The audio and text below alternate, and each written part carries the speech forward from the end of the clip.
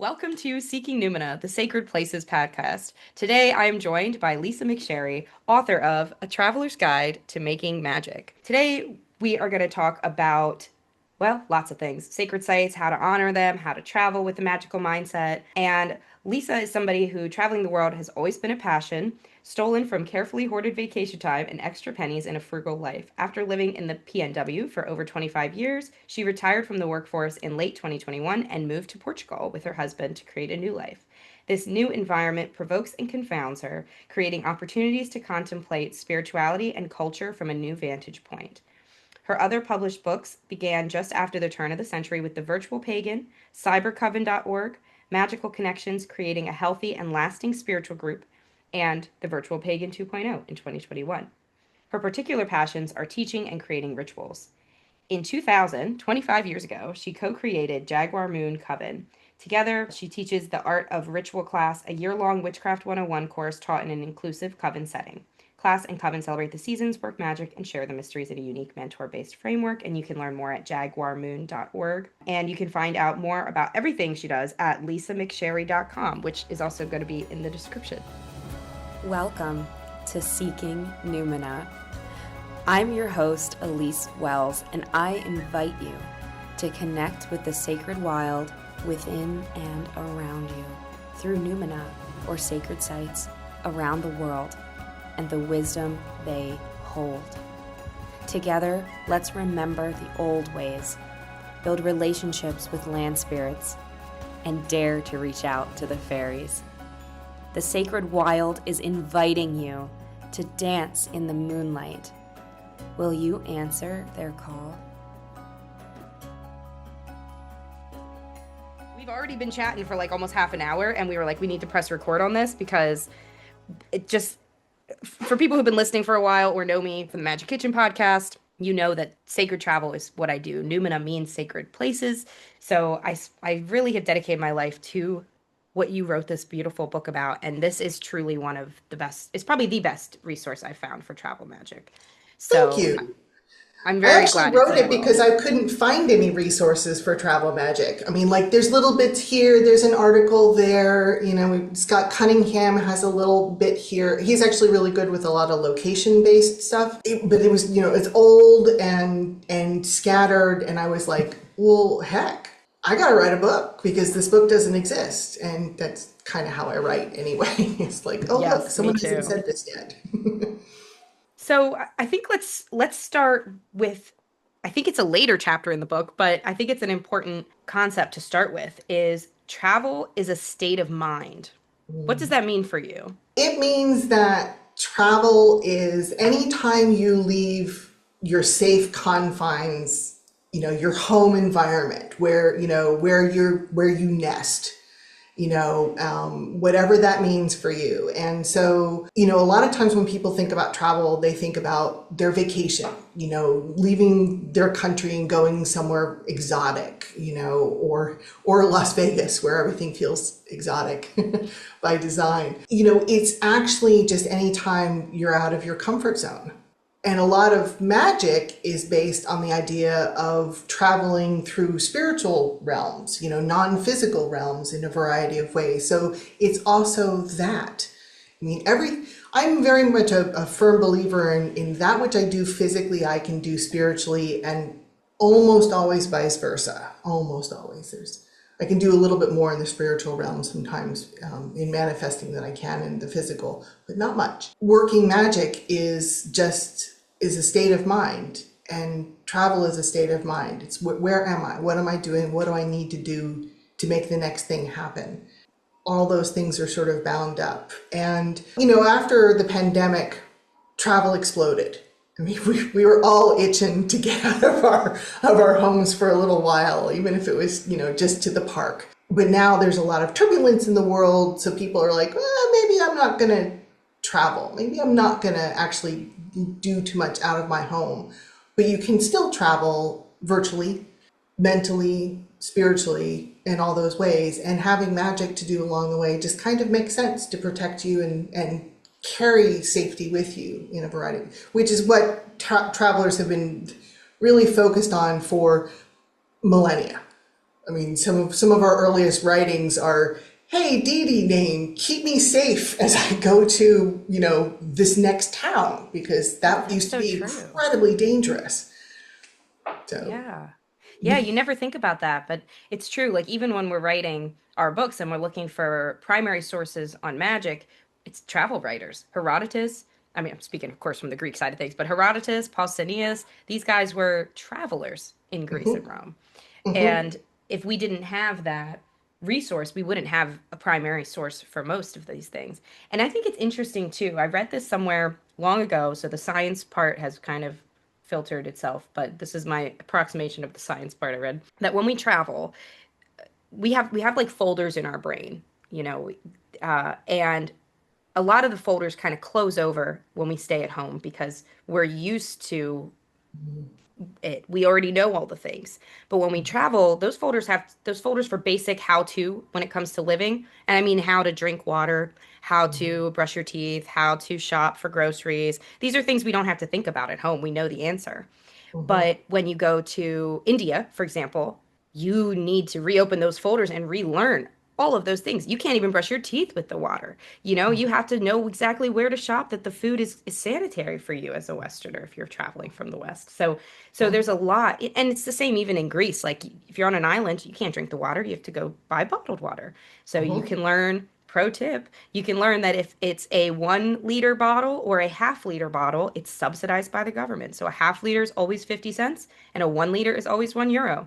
So you have to mhm, learn, oh, at that bodega, there's a 750 mil, they're charging €8 for it. That's strange when there's a €1 bottle in the fridge here, mhm, but the in front's going to be that's €8 bottle. So you have to learn, learn, learn. Those folders open up, mhm, and that also opens up your creativity. It literally grows your brain. It's the same principle as our muscles, tearing while we lift weights to get bigger. mhm.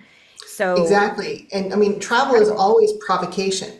I mean, and it's a positive use of the word provoke. It pushes you into a different headspace, and it can be interesting, it could be enlightening, it can be terrifying, it can be all those things literally in the same minute, Yeah. depending on what's going on. And I mean, and isn't that why we travel? To have something fresh happen to us, to give us more than just a story or some pictures to share with our friends. I mean, our parents and grandparents' generation would come home and have slideshows. It's like the dreaded slideshow of 3 hours of the same picture, right? But like they would do one trip a year, or not a year, excuse me, in like their lifetime. They would take a big trip, like on retirement.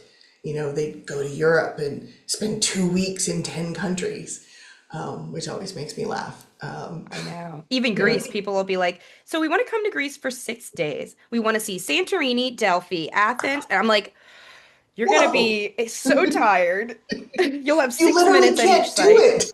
You can't. Yeah. It's too big. Because they think something like a place like Greece is like the size of Rhode Island or something like that. And it's like no, it's kind of like the entire west coast of the United States. It's big.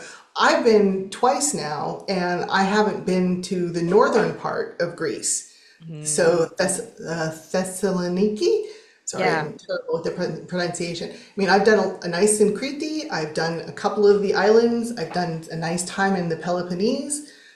All enormously different experiences, and that's one country. And boy, they will be very proud of their being Greek, but they're incredibly different in their customs and Yeah. attitudes and foods. What you eat on Crete is not the same as what you eat in Kalamata. Never mind the olive joke. But Yeah. I mean, you've spent time there. But yes, so travel is a state of mind, and travel is a provocation, and that's the wonderful aspect of it. And I am very fortunate that I get to do a lot more travel now than I ever did before, mostly because I'm closer to everything now, which is one reason I moved where I am. So. Yeah. That is exactly the gift. When we moved in 2020 to Greece, it was really nice to have the world at our fingertips in such an easy way. I always say Europe's a little bit like Disneyland because it's so safe and you Hmm. can pretty much wander with abandon. Like you don't have to plan most of the time, unless it's like August or July. You don't have to plan ahead for a seat on the train. You can literally just kind of, there will always be a hotel somewhere if you're, not looking for luxury. Like it's just ready to be explored. It's such a Hmm. wonderful gift in our time period. And as a solo woman traveler, I think about that a lot too. Like I'm so grateful. One of the rituals I did, not the last time I was in Greece, but the time before that, back in May, I was between retreats and I had a week on my own. So I went to the sacred sites I go to with my groups, but on my own, and I just gave gratitude for what it gives us when we Hmm. do come, and for these people that sacrifice so much, because pilgrimage is a sacrifice. It's expensive, it's time consuming. Maybe you Yes. have to leave kids at home and that feels guilty. And I've heard it's not like we're definitely never going to say travel is this flippant, easy, go for it. Like, there is a lot of soul work involved. Yeah, I gave gratitude to the land and was just like really contemplating that. Like, this is such a unique time period for all the turmoil and nightmares of the political realm. We really are still fortunate to be here and now. We really, Hmm. really are. And I think people lose sight of that. And travel gives you that sight back. I really think it Hmm. does, especially Hmm. depending where you're traveling. There's a lot of gratitude to be. Most Hmm. listeners to this podcast are a Western person. Right, right, absolutely. And I love that you do that actually, because I think that the any place can be sacred. It's your personal experience. You can make very mundane experiences feel sacred by your attitude and your the way you approach the scene. But places that are actually sort of classically considered sacred, if you will, To have a stone history of circles. ritual. Yeah. Exactly. Stone circles in England for, just to randomly pick a place that I, love to visit on whenever I can. I feel like a thing that people forget is to have gratitude for the place, to be still existing, to have given them an experience. Or, and I'm going to get a little bit on a soapbox here, or they do it by leaving crap. So Yes, I, you highlighted this great in the book. Please tell our listeners what are some good offerings to leave at sacred sites and not to leave at sacred sites. basically leave nothing at a sacred site other than your good intention. And in fact, the best thing I think you could do is to take something with you. In other words, take other people's garbage, offerings. I know they thought they were sacred. People often do, but the damage that gets done to the sites is so bad. I mean, there are places in Ireland where they've actually had to start posting, police officers to prevent people from leaving clootie rags, prayer offerings and stuff like that, because they thought, I mean, it was fine 100 years ago when it was one or two people doing this maybe every couple of years, but now when there are potentially thousands of visitors to a site in any given month, if I mean, the damage is incalculable. I suggest, if you must leave an offering, leave a little, clear water, spring water. Your tears are probably going to be okay. If you're absolutely sure that some sort of foliage and a flower or an herb or something like that is actually local, that's probably okay to leave. But maybe not, because then wildlife gets used to there being food offerings, and that changes the dynamic of the space and their health. So really take nothing is very, come on, let's can we just start doing this? Leave our gratitude. Don't leave coins. Don't leave gewgaws. Don't, I mean, Yeah, and hair. I used to always yeah. recommend hair because it's, biodegradable, but like you said in the book as well, and I heard this also recently, maybe 2 years ago, that hair can actually really hurt birds and gets caught on their. So I always say if you leave a literal like baby hair strand, like that's fine. But when people really are like cut a piece of hair, like that's If when it's it. long enough to tie, it's too much. So like the tiniest snippet, an eyelash was probably Yeah. going to be okay. And actually, I have to thank Morgan Daimler for saying this, because I was like you. I thought, oh, I'll leave my hair, it'll be fine, and it's a part of me and it's biodegradable. I never thought to tie. So but still, just leaving it is not particularly healthy, especially for anyone who dyes their hair, for example. Oh, Not that I, yeah. but clearly, but yeah. So don't leave anything, even your breath. Actually, your breath is a beautifully sacred offering to give. It's air, it's heat, it's moisture. It's come from your body, so it probably has little bits of you. So there's earth. It is all four elements being offered up in a sacred manner. So give that, Yeah. as an offering, kind of a thing. And yes, this is a bit of a soapbox for me, but I've been to way too many places where I've just started carrying a bag with me to cart stuff out. And my apologies to anyone who was doing magic, but sorry, not sorry. Yeah, we did the same thing on so Joanna Farrar, a friend of mine, and she's also an author. She has her first book coming out in May, on divination with the land. And so she came with me on a road trip that we did in May 2025, where we drove to different oracle sites that are unexcavated and just communed with them, went into trance, talked with the spirits there about what was done there, and we were given some really beautiful practices. So the offerings we tended to leave were water, if we felt that was the right message at that moment. Like we went to one that was a grotto of Apollo, Mm, so it had a really watery connection. So we watered this little flower that was growing where the grotto used to be. We sang a lot, and mhm, when we came to different, and I brought my drum, so drumming and singing.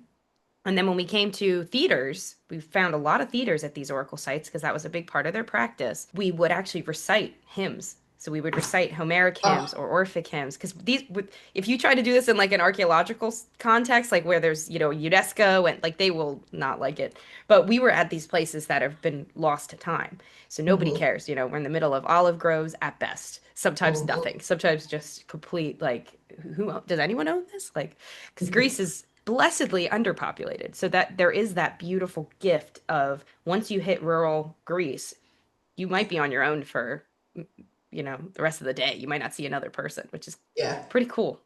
Actually, I love that. As Oh yeah, oh yeah.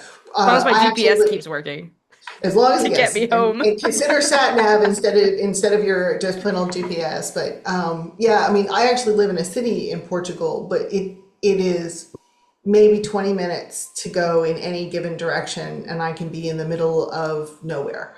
And this land is so old. I mean, it's really, it feels old. It has a richness to it that comes from being around a long time and having dealt with people for a long time. But I mean, it was first populated by the Celts, which was a fascinating just kind Right, the of thing for me Gauls. to learn when I came here, because that's my background, is partially Celtic. And so it's like, oh my gosh, I have actually come back to kind of a land of my ancestors, which I never expected to do or planned on, but I'm now uncovering this wealth of information and a very different kind of community from what I have ever expected.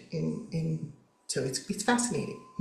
Yeah, those are the things travel will show you that you do kind of have to see it to believe it, where you're like, wait, this has a connection? And even in my book, some of the things that I had citations for were just museum plaques or conversations a tour guide, like a story a tour guide told us, and there was no other source online. There really wasn't. Like the publisher was like, is this the only source museum plaque? I'm like, apparently. I mean, apparently.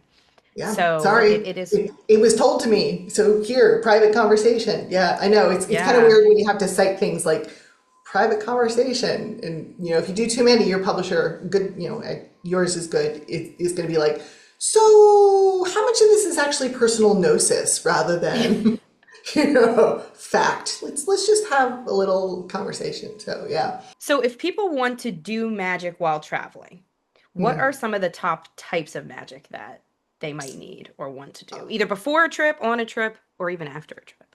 Oh, I think the number one, flat out number one, and I sort of already said this, but is protection. The whole keep me safe, get me from point A to point B. I think that's the classic, the oldest. It's kind of right out there. I think the second one that people might end up doing magic for is, for want of a better way to put it, to have a good time. To actually have a good experience while they're doing it, which is different from just being safe, because you can be safe and not enjoy. So I think the other one is sort of like, show me what I need to know. Give me something that I can take back and use in some fashion, to make me a better person, to make the world a better place, whatever. I mean, I think those are sort of really the top things, and sort of a subset of that second one of having a good experience for particularly your listeners and viewers is, I want magic. Like more than just an experience. I want a sacred experience. This is more akin along the lines of, I want to do a pilgrimage, like where I am, the Camino, and go to a sacred space, because many tourist destinations were sacred spaces once upon a time. I mean, like you see this over and over again. And so we are clearly drawn to particular environments. We want to see Notre Dame, we want to see Stonehenge, we want to see Delphi, and when we do, we want to touch what makes it sacred, and sort of recreate that experience all over again for ourselves. And I think that's sort of a subset of experience, but like we're hoping for that, right? And we're looking to have that moment. And I think it's kind of funny or interesting, not funny, but interesting to see the wide variety of places people call sacred, new and old in such a variety of ways, and how our experiences can be really, really different. I mean, Stonehenge, as I say, my joke is Stonehenge is just a pile of rocks for me. It's a really neat pile of rocks. It's interesting. Wow, how do they do it?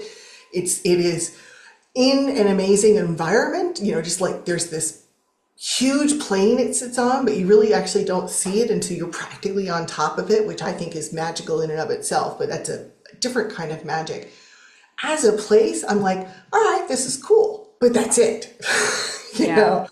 Whereas when I went to Newgrange, I had practically had an out-of-body experience with such a deep connection to the place and to my ancestors. I mean, it was just this amazing, amazing, deep spiritual connection that left me, still to this day, leaves me moved almost to tears. I actually cried in the moment, which I'm not really given to doing. And another favorite story I love to tell is my father, who was an atheist most of his life, was the most non-psychic person you could ever meet. He was just a really null person, good person, but just really not psychic at all. He went to Sedona, Arizona with a friend, and afterwards called me up and said, I still don't really get what you do as this whole witch thing that you are, but I felt the energy. So if a place like Sedona, Arizona can touch someone like my father, then, I mean, sacred places exist for a reason. That's my proof right there. It's like non-scientific, but it's proof. Yeah. Yeah.